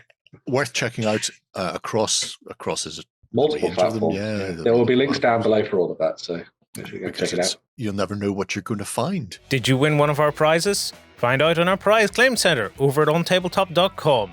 Here we list all our previous prizes and those who have won. If you see your username, fill out the form to claim your prize. All prizes must be claimed within 30 days. Now, to round out the show, as always, we've a couple of Kickstarters. Couple of Kickstarters. Yeah. So we start things off with the folks at Privateer Press, following on from the success of their board gamification of Monster Apocalypse, which was a way for you to dive in and play the game with plastic miniatures right out of the box without any fuss or bother. They decided to take another one of their sort of more board gamey styled games called Riot Quest, and they're doing exactly the same thing. So they're back on Kickstarter. Nice. Putting together a new set for you to play around with. This comes with, as I mentioned, plastic miniatures for all of these. So you dive in, you crack out the miniatures. They're all in different colors. They've put duplicates of lots of the different characters and stuff in there as well, so that you can play with 4 players straight out of the box, which is pretty cool. Nice. Go sit down on the tabletop and just play some games and have some fun. Riot Quest itself is kind of based within the world of the expanded world of Imran and the Yeah. Iron Kingdoms, but are like a little bit in the future kind of thing. So you'll play around with some familiar characters and some that are not so quite familiar. You will build a team, and then you will fight for loot and treasure and glory on the tabletop across that sort of hex-based map and stuff, which is pretty awesome. There are a couple of other game modes that have been thrown into the mix as well since Riot Quest first came out. So there's the one where you just basically fight and you kick ass and you take loot and all that kind of stuff. They've also thrown in things like cooperative modes where you take on a big bad monster or something at the same time. That'll be fun. And also you can do some cooperative stuff and solo bits and all that kind of thing as well, which is quite nice. But as you can see here, they've done it so that you can effectively play around with 4 different teams. And if everybody wants Balthazar Bamfist or whatever, then everyone can take him, which is really Is it because he's a dwarf? Is that Yeah, why of you course. picked him Everyone's out of got a all of the ones I got to that say, you passed? I'm more of a Trollkin fan from the world of Trollkin Imran, are I gotta say. gorgeous, So yeah. they are amazing. So if I wanted to have a whole team of them, that would be great. Yeah. So a lot of stuff from the basic, from the original Riot Quest range has carried over. So a lot of the characters will be very, very familiar to a lot of people, especially those that started out with it. The game is fully compatible with the existing set of Riot Quest rules and miniatures as well. So if you've got a whole bunch of the metals lying around and that kind of thing, then you can use them in this game as well. Thanks. I should have pointed out that the Kickstarter not only offers up the big boxed game for you to dive in and play around with, which is pretty cool in of its own right, but it also has something for those people that maybe already own Riot Quest. You can pick up the Pets or the Pests expansion, which comes with a whole bunch of little tiny critters that will run around the board and help you or hinder you. They decide, which I think is really cool. There we go. So if you want a bunch of really lovely looking, cute little creatures and a tiny warjack with a spanner, who wouldn't want that? Then you can do that, which is really cool. Nice. Yeah, I think Riot Quest is one of those games that I think gets a little bit sort of doesn't get as much love perhaps as War Machine and Hordes and stuff.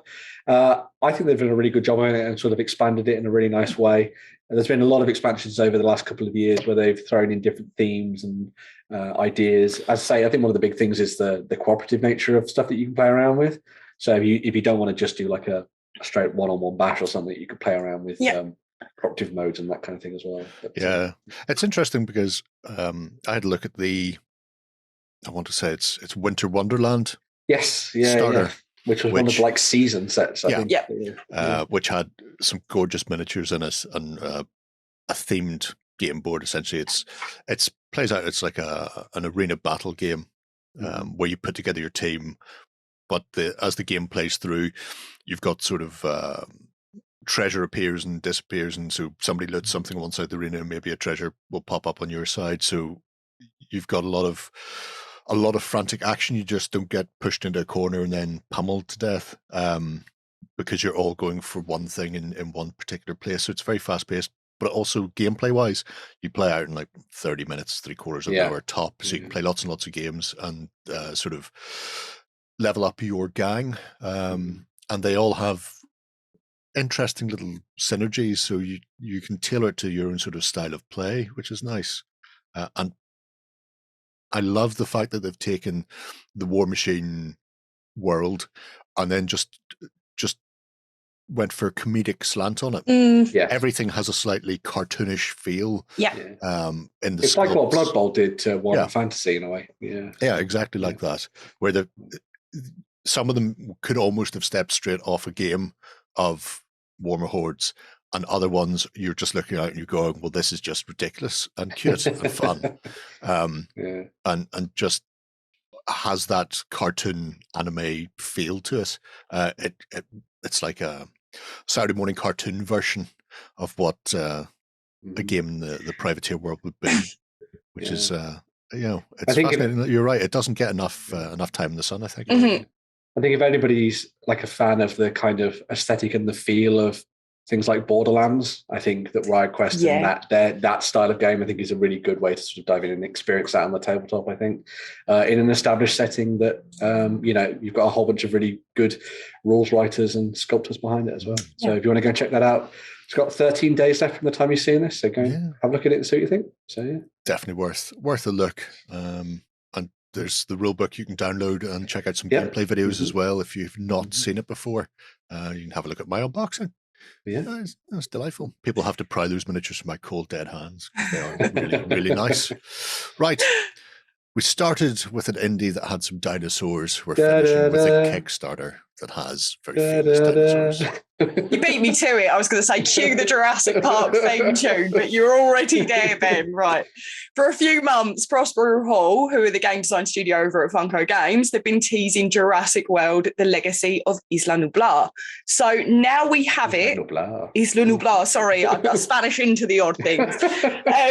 Now that we have it, there you go. It wasn't Italian enough, I'm afraid. Kickstarter's up and it's huge. So there's a ton of content, including what's in the box, behind the scenes videos, how to plays, loads to just get involved in the campaign to help you decide if you want to get stuck in, because there is one pledge as part of this campaign, and it's a chunky one. So I'm going to tell you why. So if you would consider yourself a fan of Jurassic Park, Jurassic World, or just a general dinosaur nut, this is going to pique your interest. It did mine, because the early films were a solid part of my childhood. So the titles are spanning back from 1993 release of Jurassic Park with sexy man Jeff Goldblum, all the way up to Jurassic Park Dominion, which is coming out later this year. So apparently the game comes with a spoiler-free ending. So fortunately, you can play without giving away the plot of the film. Which is good, as we are not just getting a printed Jurassic Park game from film onto game, we're getting an overarching game designed behind the scenes in a playthrough of events surrounding the world. So players are not going to get a chance to just replay exactly what they've seen on the film. It's taking it back a bit. So they've got 12 different adventures, and this is a narrative game. So you can expect them to last anywhere between 1 to 2 hours, depending on how many of you are involved. So this is going to start before the first film, erecting the park, putting plans into motion, and players are going to take the roles of loads of different characters who you already know, such as John Hammond or Henry Wu, and you're going to develop the park. So these characters are assigned abilities that are going to help the narrative forward, which will involve cooperation and teamwork from all players. Okay, so all I want to know is, can I sit there with a sarcastic face and play Samuel L. Jackson? I mean, that's all I want to know. A girl can dream, but that's all I want to know. Is it possible to hire more than one IT professional to run your security system? To run a massive multi-million-dollar park, yeah. The game does account for solo play too. So if you're keen on exploring the game for yourself, you can make your way across each narrative scenario on your own. The scenarios and adventures seem to be set out in different envelopes, which I quite like. They need to be opened at a particular time. So similar to how we did Assassin's Creed Jerry envelopes at a particular time. This is going to guide players through each stage of the game. So new envelope, you'll get new mechanics. New envelope, you'll get a new bit of the story. So it just develops and adding new rules and new mechanics just as the story's involved. So no doubt this is going to end up on retail. However, to launch the game, as I said, there is only one pledge available up on Kickstarter, and this comes all wrapped in a Kickstarter exclusive, totaling £7 worth of games in the box. So if you're like me and you have difficulty calculating weights or sizes, that's the equivalent to 3 bags of sugar or just like one Persian cat. So one or the other. So in the box, you'll get 12 dinosaurs, 12 adventures, 21 playable characters, all the stickers, tokens, and resources to keep you completely immersed. So, as I said, if you do back, you are going to find some Kickstarter exclusive surprises, which according to the campaign are only getting released as it flows on. So we can't see, it's not like stretch goals and stuff like that. I've just twigged why it's called the Legacy of Isla Nublar, because it's a legacy game. It's a legacy game. Of course. Yeah. Jeez. Wow. Oh, well done, Ben. But at the moment, the surprise exclusives that have come out at the moment, there've been a new sleeve packaging and some amber dinosaurs, which you can have as well, which are pretty awesome. So although one simple pledge, there's lots to see on the page and loads more coming over the next 10 days of their campaign. So if you do like Jurassic World, Jurassic Park, Jurassic in general, do take a look at the Kickstarter. I like how they've got Guile from Street Fighter to help do this. I mean, I was worried because often a lot of professional wrestlers and stuff just once their career's over in the ring, that's what they're done for. But it's good that he's found something else, a new niche to get into. New niche, yeah. I also really like the graphic design, 1920s action comic style. artwork on those scenario booklets, aren't they? Is wonderful. And then you've got the little DNA strand that was in the first film as the sort of the way they teach the kids as they went around the park as well. Yeah. So that popping their version of Clippy, but as a little DNA strand. I see you're making a dinosaur. You want to add some frog DNA to that? Off, Clippy. It was your fault. It was me the whole... Oh, there's a Scooby-Doo episode. It was Clippy the whole time. Taking over the haunted Cretaceous amusement park. No, but there is a ton on here. And there's certainly enough to get your mind made up. But the surprises, the Kickstarter surprises are quite cool. They actually seem to be adding something to the game as well. So... this is going to be your one and only chance to get a hold of Clever girls. Clever girls, indeed. This is going to be your... What I quite like is that they've designed, I say miniatures for the game, but they've done them as game pieces. Yes. Yeah. Which, because it's one of the things that I've started to slowly not like very much is lots of plastic in board games. Yeah, I agree. I would much prefer them to just be nice game pieces or like cutouts or something. You like standees, don't you? Oh, standees. Oh, give me standees all over the door. Yeah. This one looks really fun, actually. Yeah, it does. It does look like a lot of fun. I am looking forward to it. No surprise that it's been funded already. I think it got funded in something like 2 hours, first 2 hours, 5 hours. People love dinosaurs. They do indeed. Well, that about wraps us up for another week, folks. We will be back on Sunday over on tabletop.com for the XLBS show. Don't forget, if you want a chance to win Slaine, Kiss My Axe, then comment below, be a subscriber, do all the other fun stuff as well, and you may be lucky. Otherwise, we will see you once again next Friday for more of the same. Until then, have a great week of gaming. Go ahead and check out our other content on screen now. And while you're at it, why not hit subscribe and remember to ding our dong. Go on, you know you want to click it. Go on.